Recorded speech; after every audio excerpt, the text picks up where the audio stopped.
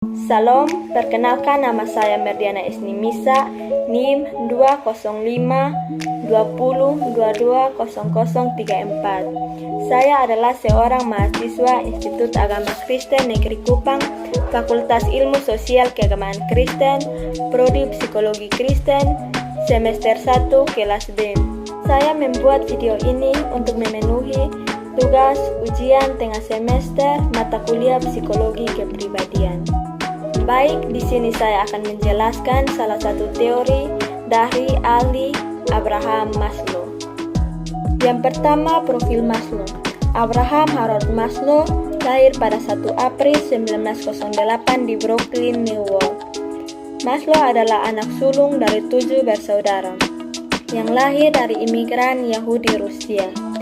Di sekolah, Maslow adalah murid ilmiah dan berhasil mendapatkan tempat di City College of New York. Maslow awalnya belajar hukum untuk memenuhi keinginan orang tuanya. Tapi, ia menghadiri kuliah di Universitas Wisconsin.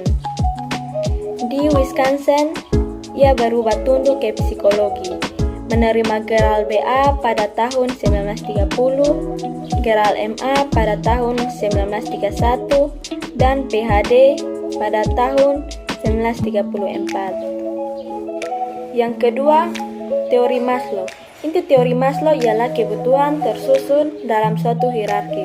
Tingkat kebutuhan yang paling rendah ialah kebutuhan fisiologis, dan tingkat yang tertinggi ialah kebutuhan perwujudan diri. Teori Maslow dalam Gibson et al. 1993-97-99 mengasumsikan bahwa orang berusaha memenuhi kebutuhan yang lebih pokok sebelum mengarahkan perilaku memenuhi kebutuhan yang lebih tinggi. Yang berikut kebutuhan-kebutuhan dalam teori Maslow didefinisikan sebagai berikut. Yang pertama, kebutuhan fisiologis. Yang kedua, kebutuhan keamanan dan rasa aman. Yang ketiga, kebutuhan sosial. Yang keempat, kebutuhan harga diri. Dan yang kelima, kebutuhan akulturasi diri. Yang berikut, kebutuhan fisiologis. Kebutuhan fisiologis merupakan kebutuhan biologis yang terdiri dari kebutuhan oksigen, kebutuhan makanan, kebutuhan air, dan kebutuhan suhu tubuh relatif konstan. Kebutuhan ini sangat penting karena kebutuhan ini merupakan kebutuhan primer. Yang berikut, kebutuhan keamanan. Ketika semua kebutuhan fisiologis puas atau terpenuhi, kebutuhan keamanan akan menjadi aktif. Orang dewasa kurang memiliki kesadaran keamanan yang mereka butuhkan kecuali pada saat darurat saja.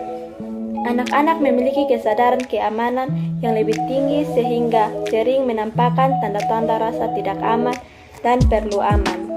Yang berikut, kebutuhan cinta, sayang, dan pemilikan sosial.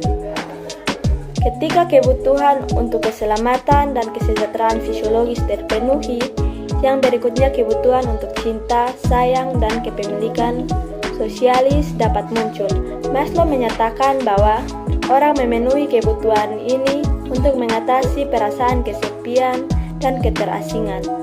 Ini melibatkan menerima cinta kasih, sayang, dan memberi rasa memiliki. Yang berikut, kebutuhan harga diri atau esteem. Kebutuhan untuk harga diri bisa dipenuhi.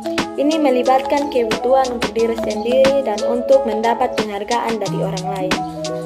Manusia memiliki kebutuhan untuk tegas berdasarkan tingkat tinggi stabil diri dan rasa hormat dari orang lain. Ketika kebutuhan ini terpenuhi, orang merasa percaya diri dan merasa berharga sebagai orang di dunia. Dan sebaliknya, ketika seseorang merasa frustasi, maka orang akan merasa rendah, lemah, tak berdaya, dan tidak berharga. Yang berikut, kebutuhan akulturasi diri. Maslow menyatakan bahwa akulturasi diri adalah kebutuhan seseorang yang harus dilakukan karena sudah menjadi takdir sejak ia lahir.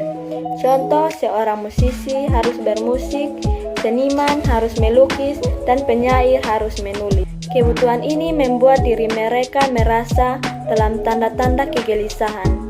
Orang itu merasa di tepi, tegang, kurang sesuatu, singkatnya gelisah.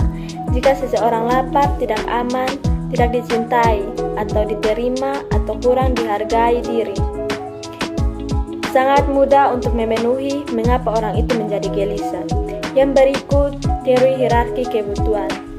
Sering digambarkan sebagai piramida tingkat bawah mewakili kebutuhan yang lebih rendah dan titik atas mewakili kebutuhan akulturasi diri.